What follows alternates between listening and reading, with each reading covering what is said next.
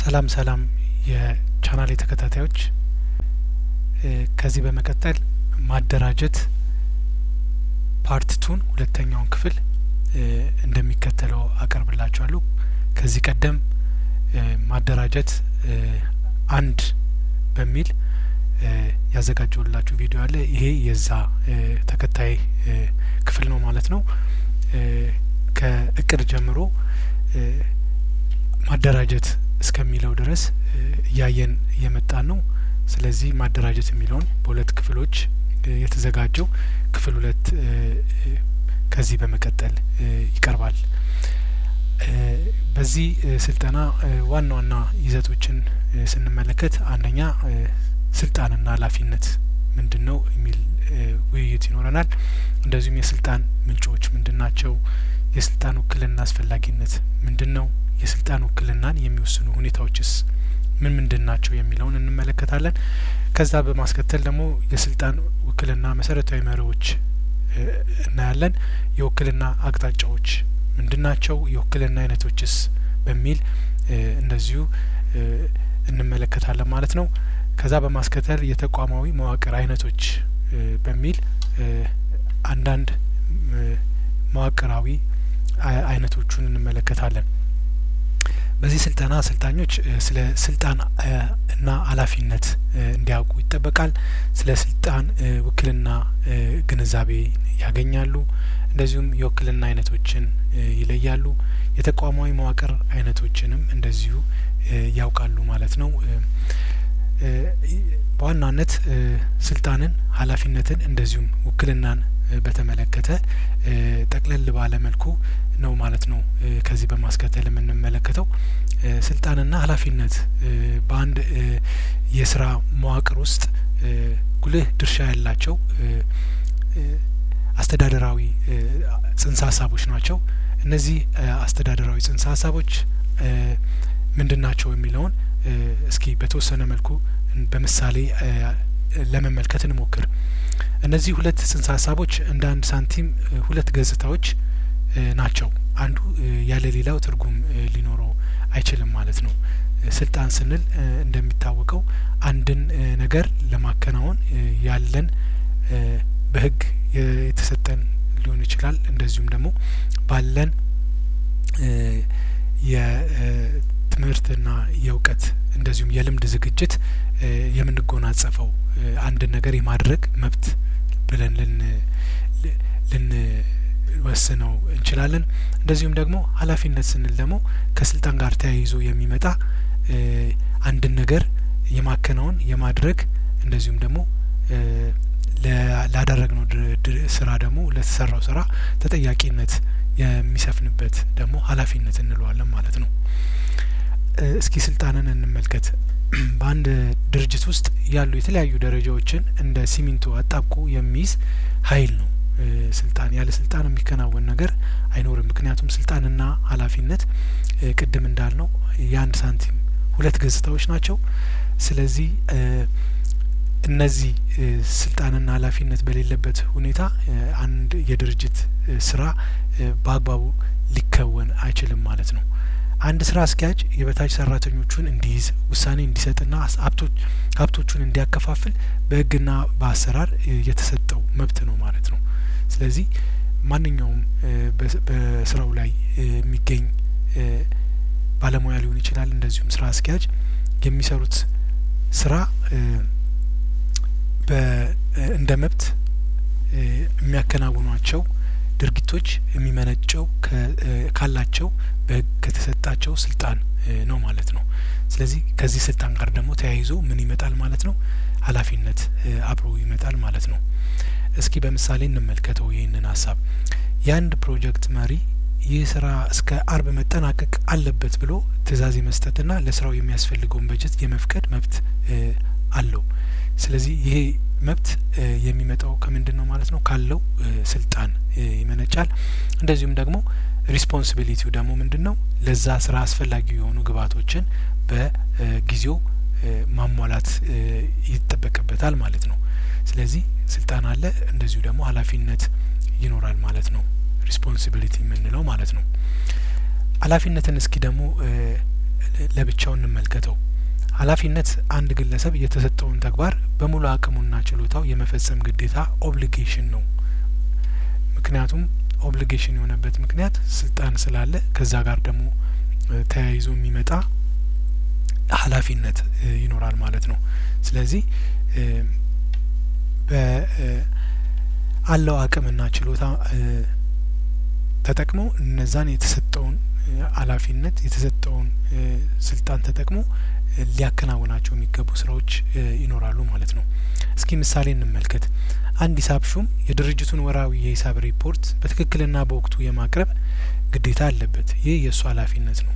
እንደ ኃላፊነት ስንመለከተው ሂሳብ ሹሙ የተሰራውን ወራዊ ሂሳብ ወጪና ገቢውን አስልቶ ሪፖርቱን በወቅቱ የማቅረብ ግዴታ ይኖርበታል ማለት ነው። ስለዚህ ይሄ ኃላፊነት ወይም ሪስፖንሲቢሊቲ ነው ማለት ነው። ሌላው ከነዚህ ከኃላፊነትና ከስልጣን ጋር ተያይዞ የሚመጣ መርህ አለ። ይህ መርህ ምንድነው? የተመጣጣኝነት መርህ እንለዋለን። ፓሪቲ ፕሪንሲፕል የምንለው ነው። ይህ ፕሪንሲፕል ምንድነው የሚያመላክተው? ለተሰጠው ኃላፊነት የሚመጥን እኩል ስልጣን ሊሰጥ ይገባል የሚል መርህ ነው። ስለዚህ አንድ ሰው ኃላፊነት ሲሰጠው የሆነ ስራን እንዲሰራ ሲደረግ ያንን ስራ ለመስራት የሚያስችለውን ስልጣንም አብሮ መስጠት ያስፈልጋል ማለት ነው። ስለዚህ ይህ የተመጣጣኝነት መርህ ኦር ፓሪቲ ፕሪንሲፕል እንለዋለን። ስልጣን ሳይሰጠው ኃላፊነት ብቻ የተጫነበት ሰራተኛ ስራውን በብቃት ሊወጣ አይችልም። ስለዚህ ስራውን ከባድ እንዳያደርግበት አስፈላጊው የሆነ ስልጣንን በመስጠት ኃላፊነቱን በቀላሉ እንደዚሁም በተሻለ መንገድ እንዲወጣ ማድረግ ያስፈልጋል የሚል ፕሪንሲፕል ነው። ፕሪንሲፕል ኦፍ ፓሪቲ የምንለው። የስልጣን ምንጮችስ ምንድናቸው? ሶርስ ኦፍ አውቶሪቲን እስኪ እንመልከት። የተለያዩ የስልጣን ምንጮች ሊኖሩ ይችላሉ። ስልጣን በአንድም በሌላም መንገድ እናገኘዋለን። ነገር ግን እነዚህ የምናገኝባቸው መንገዶች ምንድናቸው ካልን አንደኛ ከላይ ወደ ታች የሚመጣ ስልጣን ነው። ክላሲካል ቪው የምንለው ቶፕ ዳውን የሆነ የስልጣን አይነት ነው። ይህም ስልጣን የሚመነጨው ከድርጅቱ መዋቅር ከህግ ወይንም ከባለቤቶቹ ነው ማለት ነው።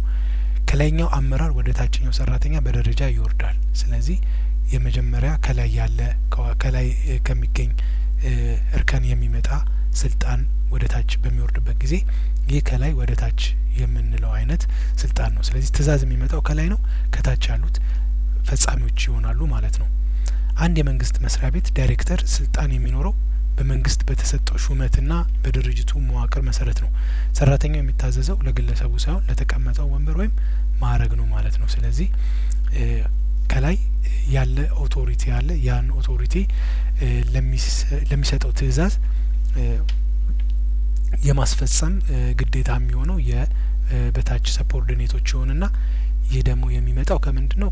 ከስልጣኑ የሚመነጭ ነው ማለት ነው። ስለዚህ ስራቸውን ከስር ሆነው በኃላፊነት የሚሰሩ ባለሙያዎች ከላይ ለሚመጣው ትእዛዝ ቀጥተኛ የሆነ ኃላፊነት አለባቸው ማለት ነው። ስለዚህ በዛ ትእዛዝ መሰረት ስራቸውን የሚያከናውኑበት አይነት የስልጣን አይነት ነው።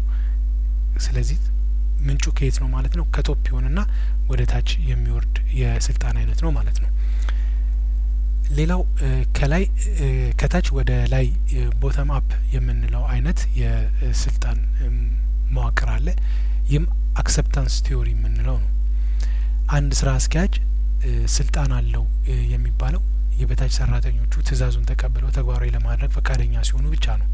ሰራተኛው ትእዛዙን ካልተቀበለው ስልጣኑ ዋጋ አይኖረውም። ስለዚህ የዚህ ስልጣን ምንጭ ደግሞ ምንድነው ማለት ነው? ከታች ያሉ ሰፖርዲኔቶች ይሆናሉ። ምክንያቱም እነሱ ስለሆኑ ያንን ትእዛዝ ተቀብለው የሚያከናውኑት የስልጣኑ ምንጭ እንዲሆኑ የሚያደርጋቸው ትእዛዙን ተቀብለው መስራታቸውና መተግበራቸው ነው። ስለዚህ ዛት ኢዝ ዋት ዊ ኮል አክሰፕታንስ ቲዮሪ የምንለው የስልጣን ቲዮሪ ነው ማለት ነው። አንድ ስራ አስኪያጅ ከህግ ውጪ የሆነ ወይም የሰራተኛውን ደህንነት አደጋ ላይ የሚጥል ትእዛዝ ቢሰጥ ሰራተኞቹ አንቀበልም ካሉ ስልጣኑ በተግባር አይሰራም ማለት ነው። ስለዚህ ስልጣን የተገዢዎቹ ፈቃደኝነት ውጤት ነው ብሎ የሚያምን የቲዮሪ ኦፍ ኦቶሪቲ ነው ማለት ነው። ስለዚህ በዚህ ቲዮሪ መሰረት አንድ ስልጣን ተግባራዊ ሊሆን የሚችለው አክሴፕታንስ ሲኖረው እንደሆነ የሚያምን ስልጣን ነው ማለት ነው። ሌላው የብቃትና የእውቀት ስልጣን ኮምፒተንሲ ቲዮሪ የምንለው ነው።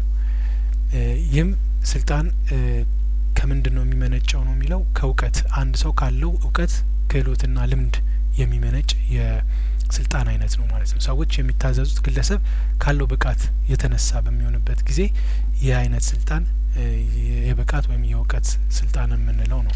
ኤክስፐርቲዝ ኖሌጅ አንድ ሰው ባለው የእውቀት የክህሎት እንደዚሁም የልምድ ከልምድ የሚመነጭ ብቃት ከዛ የሚነሳ ስልጣን ኮምፒተንሲ ቲዮሪ በመባል የሚታወቀውን የስልጣን አይነት ነው ማለት ነው የሚያስገኝልን።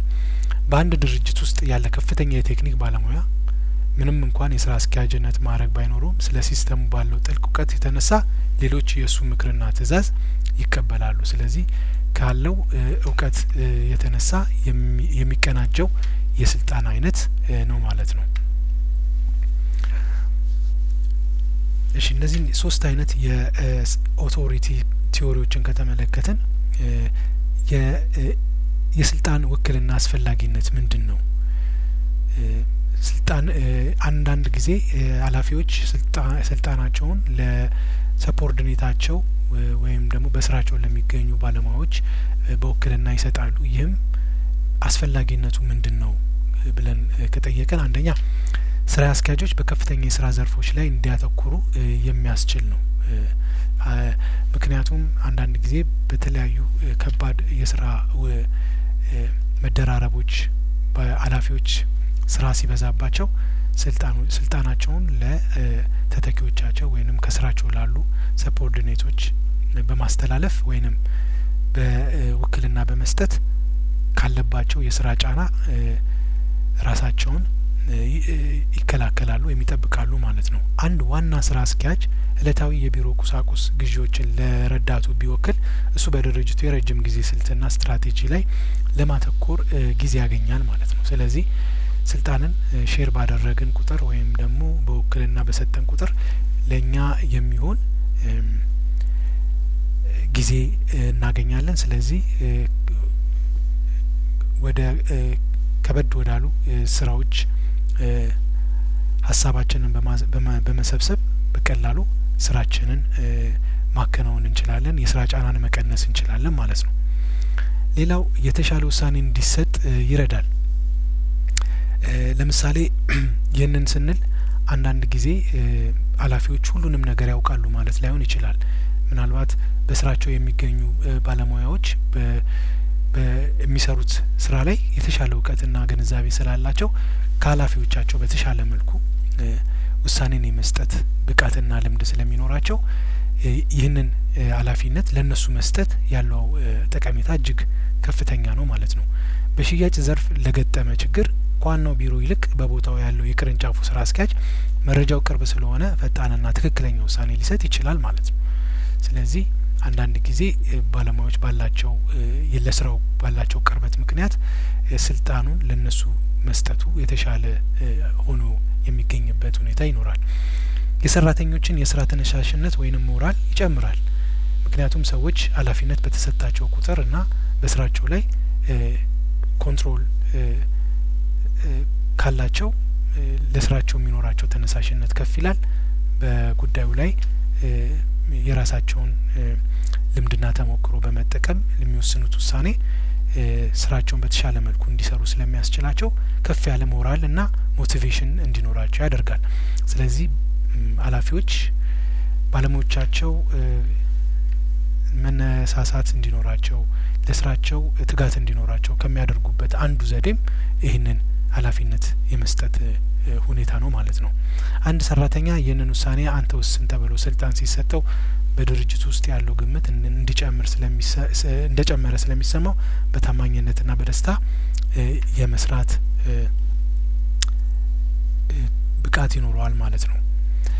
ሌላው የስራ ቀጣይነትን ያረጋግጣል። ምክንያቱም አንዳንድ ጊዜ ኃላፊዎች በተለያዩ አጋጣሚዎች በማይኖሩበት ጊዜ እነሱ መወሰን ያለባቸው ጉዳዮችን እየጠበቅን ለረጅም ጊዜ ልንቆይ ስለምንችል ስራውን በውክልና የሚሰራ ሰው ከተመደበ በቀላሉ ስራው ስለሚቀላጠፍ ስለሚሰራ ምንም አይነት መስተጓጉል ሳይኖር ስራው እንዲቀጥል ማድረግ ይቻላል ማለት ነው። እስኪ ምሳሌውን እንመልከት። ውክልና ከሌለ ዋናው ስራ አስኪያጅ እክል ቢገጥመው ወይንም በሌለበት ወቅት ማንኛውም ስራ ሊሰራ አይችልም። ውክልና ግን ስራው ቀጣይነት እንዲኖረው ያደርጋል ማለት ነው። ሌላው የበታች ሰራተኞችን ያበቃል።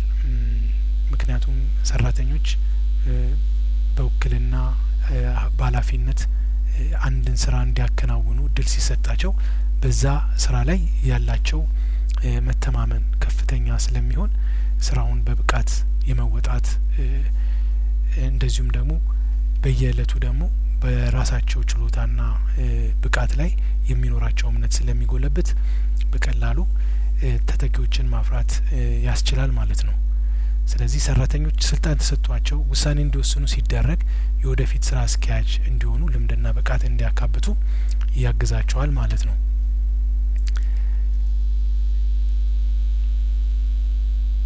እስኪ አንድን ስልጣን በውክልና ለመስጠት ሊሟሉ የሚገቡ ጉዳዮች ወይም ሁኔታዎች ምንድን ናቸው? ፋክተርስ ዲተርሚኒንግ ዴሊጌሽን ምንድን ናቸው ብለን እንደሚከተለው እንመለከታለን አንዳንድ ነጥቦችን። ምክንያቱም ባለሙያ አለ፣ እንደዚሁም ደግሞ በውክልና ሊሰጥ የሚችል ስልጣን መኖሩ ብቻውን ውክልና ለመስጠት የሚያስችል ሁኔታ ላይፈጥር ይችላል። ምክንያቱም አንዳንድ ጊዜ አንዳንድ ሁኔታዎች ካልተሟሉ በቀላሉ ስልጣንን ለማሸጋገር ለማጋራትም ሆነ በውክልና ለመስጠት አዳጋች የሚሆኑበት ሁኔታ ይኖራል ማለት ነው። ስልጣን ለመስጠት ወይንም ላለመስጠት የሚከተሉት ነጥቦች ግምት ውስጥ ሊገቡ ይገባል። አንደኛው የሰራተኛው የሞራልና የአካል ብቃት ነው። ሰራተኛው የተሰጠውን ስራ ለመስራት ዝግጁ ነው የሚል ጥያቄ መመለስ አለበት ማለት ነው። ምክንያቱም ዝግጁ ካልሆነ በተለያዩ ምክንያቶች ያንን ኃላፊነት ተቀብሎ ለመስራት ብቃትም ሆነ ዝግጁነት ከሌለው ያንን ስልጣን በኃላፊነት መወከል አንችልም ማለት ነው። ሌላው የሰራተኛው ፈቃደኝነት በራሱ ወሳኝ የሆነ ጉዳይ ነው። ምክንያቱም ሰራተኛው ፈቃደኝነት ስራውን ለመስራት ወይም ደግሞ ኃላፊነቱን ለመቀበል ዝግጁ ካልሆነ አሁንም ውክልና ለመስጠት አዳጋች ሊሆን ይችላል ማለት ነው። ሰራተኛው ተጨማሪ ኃላፊነት ለመቀበል ያለው ፍላጎት ውክልናን ለመስጠት አንዱ መስፈርት ነው ማለት ነው። የስራ አስኪያጅ ፈቃደኝነት ከሁሉ ደግሞ የሚቀድመው ይህንን ስልጣን በኃላፊነት ለሌላው ሰው ለመስጠት የስራ አስኪያጁስ ፈቃደኝነት ምን ያህል ነው የሚለው ሌላው ጉዳይ ይሆናል ማለት ነው። አንዳንድ ስራ አስኪያጆች ስልጣናቸውን ለሌላ ሰው ለመስጠት አይፈልጉም። ስለዚህ ይህም በራሱ አንድ ስልጣንን በውክልና ለመስጠት ከማያስችሉ ሁኔታዎች አንዱ ነው ማለት ነው። ሌላው ለዚህም ምክንያቱ ስልጣንን የማጣት ፍርሃት ሊሆን ይችላል። እንደዚሁም ደግሞ የመረጃ ጥራት፣ ሰራተኛ ውሳኔ ለመስጠት የሚያስችል በቂና ጥራት ያለው መረጃ በእጁ መኖሩ ሌላው ጉዳይ ነው። ምክንያቱም እነዚህ መረጃዎች በሌሉበት ሁኔታና ኃላፊው በሌለበት ሁኔታ የተሟሉ መረጃዎች ከሌሉ አስፈላጊውን ውሳኔ ለመስጠት የሚያስችል ብቃት ስለማይኖረው ሰፖርድኔቱ የመረጃ ጥራት ወሳኝነት ይኖረዋል ማለት ነው። የስራው አይነትና ብዛት፣ ሌላው ስራው በጣም የበዛ ነው ስብስብ ከሆነ ውክልና የግድ አስፈላጊ ይሆናል። ውክልና እንዲኖር ከሚያደርጉ ምክንያቶች አንዱ ነው። ይሄ ደግሞ ምክንያቱም ስራዎች በበዙና ውስብስብ በሆኑ ቁጥር ማከፋፈልና በውክልና በመስጠት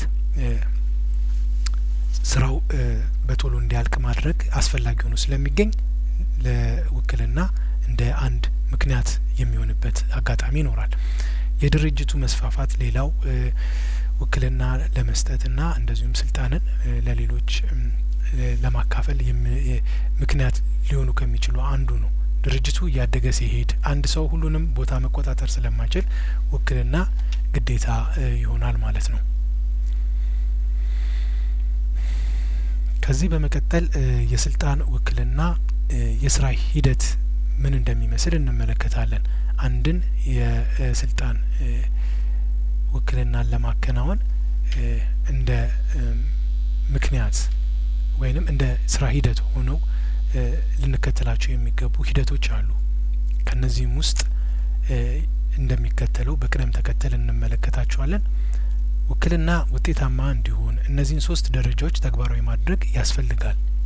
አንደኛው ስራውን መለየትና መስጠት ነው። ይህም ስንል መወከል ያለበት የስራው ክፍል የትኛውን ክፍል ነው? ሁሉንም በአንድ ላይሆን ይችላል። ስለዚህ ስፔሲፊካሊ መወከል ያለበት የስራ ሂደቱ የትኛው እንደሆነ መለየትና እሱንም በኃላፊነት መስጠት የመጀመሪያው ሂደት ነው። የትኛው ስራ መወከል እንዳለበት መለየትና ለሰራተኛው የመስጠት ሂደት የመጀመሪያው ሂደት ነው ማለት ነው። ሌላው ስልጣን መስጠት ግራንት ኦቶሪቲ የምንለው ነው። ውክልና ስንሰጥ በተመሳሳይ መልኩ ስልጣንም አብረን መስጠት ይኖርብናል።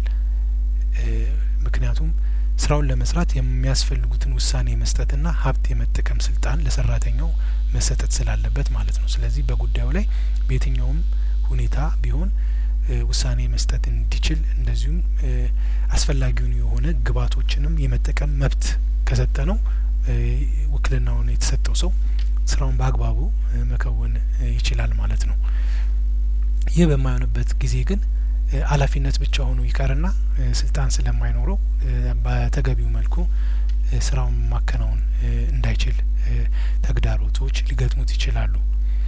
ተጠያቂነትን መፍጠር ሌላው በሶስተኛነት በስልጣን ውክልና ልናከናውነው የሚገባው ጉዳይ ነው። ይህም ሲባል ለሚሰራው ስራ ተጠያቂነትን በዛው ልክ ደግሞ ማስፈን ያስፈልጋል ማለት ነው። ስልጣኑ የተሰጠው ሰው ለሚሰራው ስራ ተጠያቂ እንዲሆን የማድረግ ሂደት ነው ማለት ነው። ሰራተኛው ለተሰጠው ስራ ውጤት ተጠያቂ እንዲሆን ስናደርግ ያ ተጠያቂነትን ስለሚፈጥር ለተሰራው ስራ ኃላፊነት እንዲወስድ ያደርጋል ማለት ነው። የስልጣን ውክልና መሰረታዊ መርሆችን እስኪ ደግሞ እንመልከታቸው። ፕሪንሲፕልስ ኦፍ ዴሊጌሽን የምንላቸው ማለት ነው። የስልጣንና የኃላፊነት ተመጣጣኝነት የመጀመሪያው ነው። ቀደም ብለን እንዳየነው ኢኩቫለንስ ኦፍ ኦቶሪቲ ኤንድ ሪስፖንሲቢሊቲ እጅግ ወሳኝ የሆነ ነጥብ ነው። ምክንያቱም አንድ ሰው ኃላፊነት ከተሰጠው በተመሳሳይ መልኩ ደግሞ ያንን ስራ የሚከውንበት ስልጣንም አብሮ ሊሰጠው እንደሚገባ የሚያመላክት ፕሪንሲፕል ወይም መርህ ነው ማለት ነው። ለአንድ ሰራተኛ የተሰጠው ስልጣንና የተጣለበት ኃላፊነት እኩል መሆን አለባቸው። አንድ ሰራተኛ ምሳሌ ብንመለከት ጥራት ያለው ምርት እንዲመረት ተቆጣጠር ብሎ ኃላፊነት ከተሰጠው ጥራት የሌለው ምርት ውድቅ የማድረግ ደግሞ እንደዚሁ ስልጣን ሊኖረው ይገባል ማለት ነው። ይህ በማይሆንበት ጊዜ እያንዳንዱን ምርት ዝም ብሎ እንዲቀበል ስለሚያደርገው ስራውን በአግባቡ እንዲወጣ አያደርገውም። ስለዚህ ዲፌክት የሆኑ ፕሮዳክቶች ካሉ እነዛን የሚለይበት ወይም ሪጀክት የሚያደርግበትን ስልጣን በመስጠት ጥራት ያላቸውን ምርቶች ብቻ ተቀባይነት እንዲያገኝ በማድረግ ስራውን በአግባቡ እንዲወጣ ማድረግ እና ስልጣን በዛ ደረጃ መስጠት ያስፈልጋል። ሌላው የአንድ እዝ መርህ የምንለው ነው፣ ዩኒቲ ኦፍ ኮማንድ። ይህም ስንል ትእዛዝ መምጣት ያለበት ከአንድ ቦታ ነው እንጂ ከተለያዩ ቦታዎች ከመጣ ኮንፍሊክት ኦፍ ኢንተረስት ስለሚፈጥር ያ በራሱ በስራው ላይ እክል እንዲገጥም ስለሚያደርግ ያንን ለመከላከል እዝ አንድ አይነት ወይንም አንድ አይነት ቼን ኦፍ ኮማንድ ዩኒቲ ኦፍ ኮማንድ ሊኖረው ይገባል ማለት ነው። አንድ ሰራተኛ ትእዛዝ መቀበልና ሪፖርት ማድረግ ያለበት ለአንድ የቅርብ አለቃ ብቻ መሆን አለበት። ይህም መደራረብንና መደናገርን ያስቀራል። ስለዚህ ይሄ አንዱ ስልት ነው ማለት ነው። ስራን በጥራት ለመስራት ያለምንም መደናገር ለመስራት ከሚንገለገልበት ፕሪንሲፕል ወይም መርህ አንዱ ዩኒቲ ኦፍ ኮማንድ ነው። አንድ የሂሳብ ሹም ከፋይናንስ ስራ አስኪያጁና ከኦፕሬሽን ስራ አስኪያጁ የተለየ ትእዛዝ በአንድ ጊዜ ቢሰጠው የትኛው እንደሚቀድም ግራ ሊጋባ ይችላል ማለት ነው። ስለዚህ እንደዚህ አይነት ኮንፊውዥኖችን ልናስወግድ የምንችለው ዩኒቲ ኦፍ ኮማንድን አንድ በማድረግ ነው ማለት ነው። ልዩ ሁኔታዎችን የመለየት መርህ ኤክሰፕሽን ፕሪንሲፕል የምንለው ነው። አንዳንድ ጊዜ ያው የተለየ የስራ ሁኔታ ይፈጠራል። እንደዚህ አይነት የስራ ሁኔታዎች በሚፈጠሩበት ጊዜ በተለምዶአዊው አሰራር እነዚህ ነገሮች ከመመለስ ይልቅ ለበላይ ኃላፊ ወይንም ደግሞ ለስራ አስኪያጅም ሊሆን ይችላል በጉዳዩ ላይ ከፍተኛ የሆነ ስልጣን ላለው አካል ያንን ነገር ማቅረብ የተሻለ ውሳኔ እንዲወሰንበት ለማድረግ ምቹ ሁኔታን ይፈጥራል ማለት ነው። ስለዚህ የበታች ሰራተኞች መደበኛና የተለመዱ ስራዎችን በራሳቸው ስልጣን መወሰን አለባቸው። ወደ ስራ አስኪያጁ መምጣት ያለባቸው ከልምድ ውጪ የሆኑ ወይንም በጣም ወሳኝ የሆኑ ልዩ ጉዳዮች ሲያጋጥሙ ብቻ መሆን አለበት ማለት ነው። ስለዚህ ማኔጅመንት ባይ ኤክሰፕሽን የምንለው አንድን ስራ በምንሰራበት ጊዜ የሚያጋጥሙን ለየት ያሉ ጉዳዮችን ለውሳኔ ለከፍተኛ የስራ ኃላፊ ወይንም ደግሞ ለበላይ ኃላፊ መስጠት ሞር የተሻለ ውሳኔ እንዲወሰንበትና ካላስፈላጊ ስህተትም ሆነ መደናገር ስለሚታደግ በዛ መልኩ ነገሮችን መመልከት የተሻለ ውሳኔ እንዲፈጠር ያደርጋል ማለት ነው። እስኪ እንደ ምሳሌ አንድ የባንክን አሰራር እንመልከት። የባንክ ሰራተኛ መደበኛ ተቀማጭና ወጪን በራሱ ይጨርሳል። ነገር ግን በጣም ከፍተኛ የገንዘብ መጠን ሲሆን ወደ ስራ አስኪያጁ ይልካል ማለት ነው። ስለዚህ እንደዚህ አይነት ውሳኔ ከፍተኛ የሆነ ትራንዛክሽን በሚያጋጥምበት ጊዜ በከፍተኛ ኃላፊ ወይንም ባለሙያ ምክር ሀሳብ መቀበል በተሻለ መልኩ ጉዳዩ ተፈጻሚነት እንዲኖረው ለማድረግ ምቹ ሁኔታን ይፈጥራል ማለት ነው። ስልጣንን አላግባብ አለመጠቀም ሌላው የአውቶሪቲ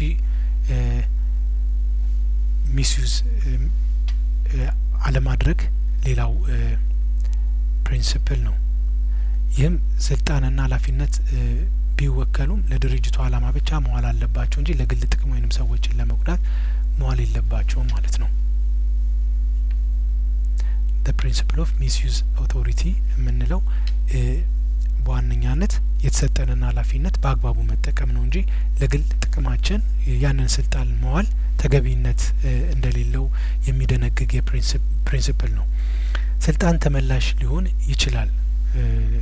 ሌላው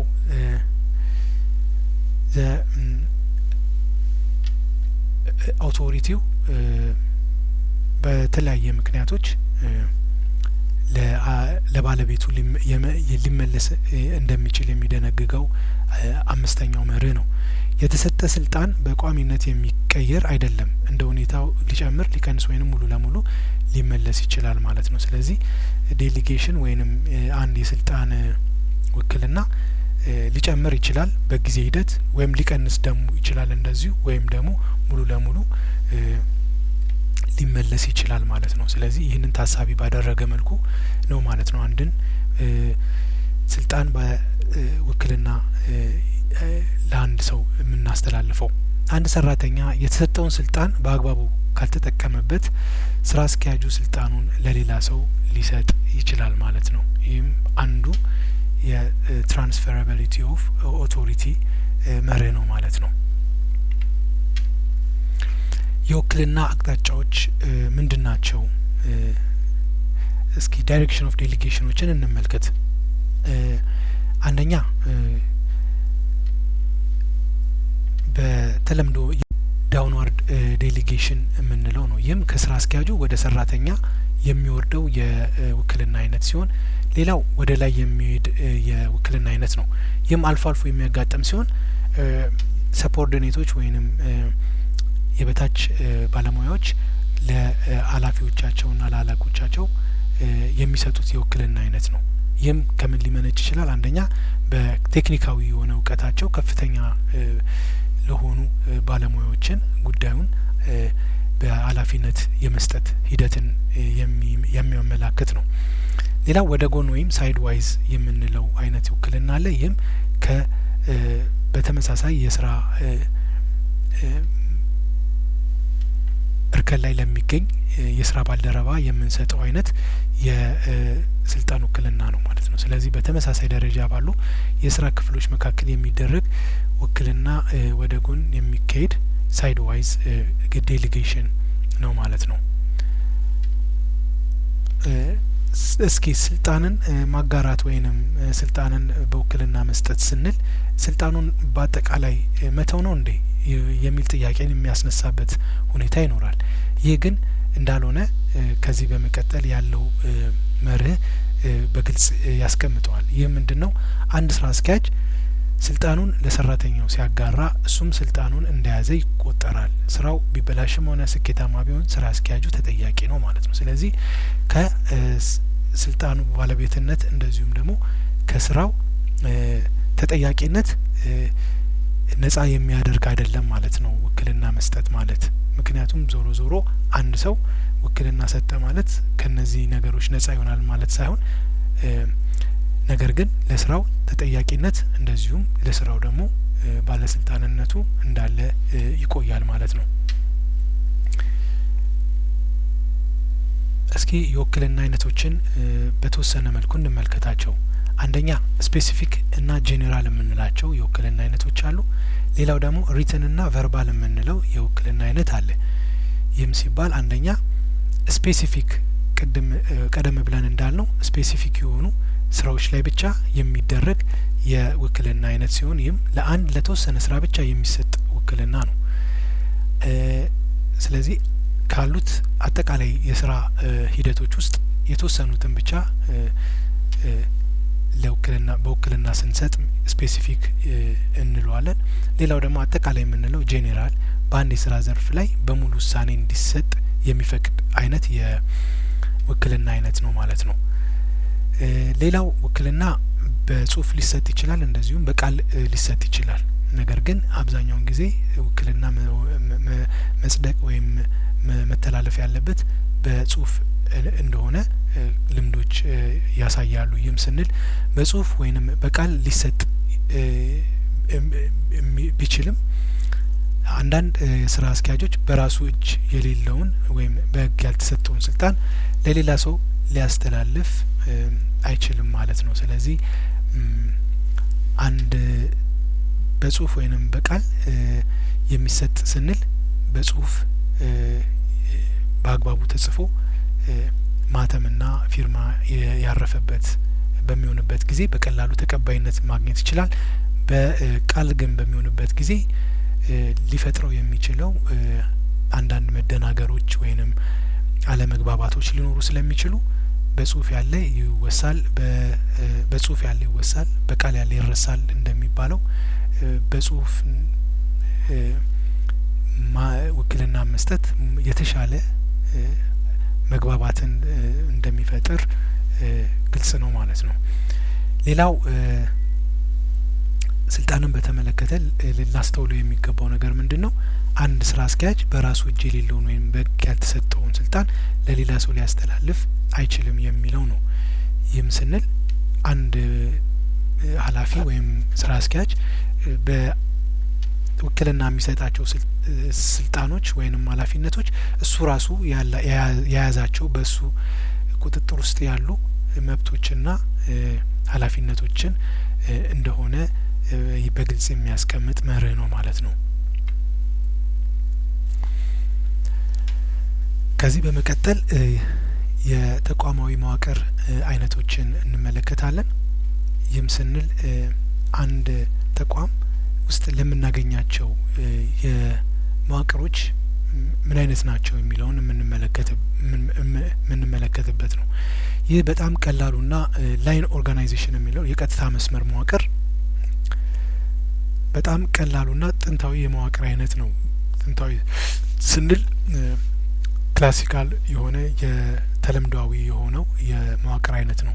ስልጣን ከላይ ወደ ታች በቀጥታ መስመር ቼን ኦፍ ኮማንድ ይወርዳል። ይህም ስንል ከኃላፊዎች ወደ እንደ ሰፖርዲኔቶች ወይንም ወደ ባለሙያዎችና ሰራተኞች የሚወርደው የስራ የመዋቅር አይነት ነው። እያንዳንዱ የበታች ሰራተኛ ትእዛዝ የሚቀበለው ከአንድ የቅርብ አለቃ ብቻ ነው ማለት ነው። እንደ ምሳሌ ብንመለከት በአንድ ትንሽ ፋብሪካ ውስጥ የፋብሪካው ባለቤት፣ የስራ አስኪያጅ፣ የበላይ ተቆጣጣሪ ሰራተኞች ደግሞ እንደዚሁ በስሩ ይኖራሉ ማለት ነው። ስለዚህ ይሄ ቶፕ ቱ ዳውን የሆነ ላይን ኦርጋናይዜሽን የምንለው ነው። ጥቅሙ ምንድነው? ውሳኔ ለመስጠት ፈጣን ነው። ተጠያቂነት በግልጽ ይታወቃል። ምክንያቱም ከላይ ወደ ታች የሚወርድ ቀጥታ መስመር ስለሆነ ውሳኔዎች ከየት ይመጣሉ፣ ወዴት ይወርዳሉ የሚለው በግልጽ መረዳትና ማወቅ ይቻላል። ጉዳቱ ግን ስራ አስኪያጆች በስራ ብዛት ጫና ሊፈጠርባቸው ይችላል። ልዩ የሙያ ምክር የማግኘት እድላቸውም ዝቅተኛ ነው። ስለዚህ ኤክስፐርቲዝ አድቫይስ ማግኘት የሚያስችል አይደለም። ምክንያቱም ውሳኔው ከላይ ወደ ታች ነው የሚወርደው። ስለዚህ ውሳኔው በሚሰጥበት ጊዜ ደግሞ ምንም አይነት የኤክስፐርቲ አድቫይስ አለመኖሩ አንዱ ተግዳሮቱ ነው ማለት ነው። በሁለተኛነት የቀጥታ መስመርና የአማካሪ መዋቅር የምንለው ላይን ኤንድ ስታፍ ኦርጋናይዜሽን ይህ ከቀድሞ አንድ ደረጃ ከፍ ያለ የሆነበት ምክንያት ምንድነው? ስታፍ ኤክስፐርቲዝ አድቫይስ ስላለው ነው። ይህ መዋቅር የቀጥታ ትእዛዝ ሰጪዎችን፣ ላይንና ልዩ የሙያ ምክር የሚሰጡ አማካሪዎችን የያዘ ነው። ስለዚህ ከቀድሞ አንድ ስቴፕ ወደ ላይ ከፍ ያለበት ምክንያቱ ምንድነው? የምክር መርህ ወይንም ስታፍ አድቫይስ በመኖሩ ነው ማለት ነው። የላይን ሰራተኞች ድርጅቱ የተቋቋመለትን ዋና አላማ ያከናውናሉ። ለምሳሌ ማምረት ሊሆን ይችላል። የስታፍ ሰራተኞች ደግሞ ለላይን ስራ አስኪያጆች የቴክኒክ ወይንም የሙያ ምክር ይሰጣሉ። ስለዚህ ለምሳሌ የህግ አማካሪ፣ የምርምር ባለሙያዎች እነዚህ ስታፍ ሰራተኞች ሆነው ለሚከናወነው እያንዳንዱ ተግባራት እንደ አማካሪ ሆነው የሚያገለግሉ ናቸው ማለት ነው። መሪዎቹን ስንመለከት የምክር መርህ ይከተላል። ይህም አማካሪዎች ምክር ይሰጣሉ እንጂ የማዘዝ ስልጣን እንደሌላቸው የሚደነግግ ነው። እንደዚሁም ነጻነት ስታፍ ኢንዲፔንደንስ አማካሪው በሙያው ዙሪያ ነጻ ሆኖ ሀሳቡን ያቀርባል ማለት ነው። ስለዚህ በነጻነት ምክር ሀሳቦችን በማቅረብ ሰራተኞቹ በተቻላቸው አቅም እና ብቃት እንዲሰሩ የሚያስችሉ ምክር ሀሳቦችን ይሰጣሉ ማለት ነው። እንደ ምሳሌ ብንመለከት አንድ የጤና ጥበቃ ሚኒስቴር ውስጥ የጤና አገልግሎት የሚሰጡ ላይን ሲኖሩ የህግ ወይንም የኢኮኖሚ አማካሪዎች ስታፍ ደግሞ ምክር ይሰጣሉ ማለት ነው። ስለዚህ በሁለት አይነት አደረጃጀት ወይንም በሁለት አይነት እርከን የምናገኛቸው ባለሙያዎች ናቸው ማለት ነው እዚህ ላይ የምንመለከተው። ሌላው የተግባር መዋቅር ፈንክሽናል ስትራክቸር የምንለው ነው። ይህ መዋቅር ስፔሻሊስቶች በተወሰኑ ጉዳዮች ላይ በቀጥታ የማዘዝ ስልጣን ሲኖራቸው ነው። አንድ ሰራተኛ ከራሱ የቅርብ አለቃ በተጨማሪ በሌላ ዘርፍ ካለ ባለሙያ ለምሳሌ ከጥራት ተቆጣጣሪ ትእዛዝ ሊቀበል ይችላል። ስለዚህ ከሁለት አይነት ቅድም ዩኒቲ ኦፍ ኮማንድ ያልነው እዚህ ጋር በተወሰነ መልኩ የሚጣረስ የሚመስል ነገር ያለው ቢመስልም ነገር ግን ሁለቱም ከሁለቱም የሚመጡ ትእዛዞችና ጥያቄዎችን መመለስ አስፈላጊ በሚሆንበት ጊዜ ሁለት አይነት ተጠያቂነት ወይም ሁለት አይነት ዩኒቲ ኦፍ ኮማንድን በሚጣረስ መልኩ ዱዋል በሆነ መልኩ ኮማንዱ ሊመጣ እንደሚችል የሚያስገነዝበን ነው ማለት ነው። እንደ ምሳሌ ብንመለከት የአንድ ፋብሪካ ሰራተኛ የአንድ ፋብሪካ ሰራተኛ ለምርት ኃላፊው ሪፖርት እያደረገ ስለ ማሽኑ ደህንነት ግን ከደህንነት ኦፊሰሩ ኦር ሴፍቲ ኦፊሰር በቀጥታ ትእዛዝ ሊቀበል ይችላል ማለት ነው። ስለዚህ እንደዚህ አይነቱን የመዋቅር አይነት ፋንክሽናል ስትራክቸር እንለዋለን ማለት ነው። ሌላው የማትሪክስ መዋቅር ነው። ማትሪክስ ኦርጋናይዜሽን ከአንድ በላይ በሆኑ የተለያዩ የስራ ክፍሎች የሚዋቀር የመዋቅራዊ አይነት ነው። ይህ መዋቅር በድርጅቱ ውስጥ ያሉ የስራ ክፍሎችን እና የተወሰኑ ፕሮጀክቶችን በማቀናጀት የሚፈጠር መረብ መሰል መዋቅር ነው። ሰራተኞች 2 አለቆች ይኖሯቸዋል። ይህም አንዱ የስራ ክፍላቸው አለቃ ፋንክሽናል ማኔጀር ሲሆን ሁለተኛው የፕሮጀክቱ መሪ ሊሆን ይችላል ማለት ነው። ስለዚህ ከተለያዩ የስራ እርከኖች የሚመጡ ትእዛዞችን በአንድ ሊያስተናግዱ የሚችሉበት ሁኔታ ነው። ተግባራዊ የሚሆነው ለተወሰኑ ስራዎች ለቴክኖሎጂ ተኮር ድርጅቶችና ከፍተኛ ተለዋዋጭነት ለሚጠይቁ ስራዎች ነው ማለት ነው። ይህ አይነቱ መዋቅር የማትሪክስ መዋቅር የምንለው ማለት ነው። አንድ የህንጻ ግንባታ ድርጅት ውስጥ ያለ ኢንጂነር የኢንጂነሪንግ ክፍሉ ሰራተኛ ቢሆንም ለተወሰነ የድልድይ ግንባታ ፕሮጀክት ተመድቦ ለፕሮጀክቱ መሪ ሪፖርት ሊያደርግ የሚችልበት ሁኔታ እንደ ምሳሌ መመልከት እንችላለን።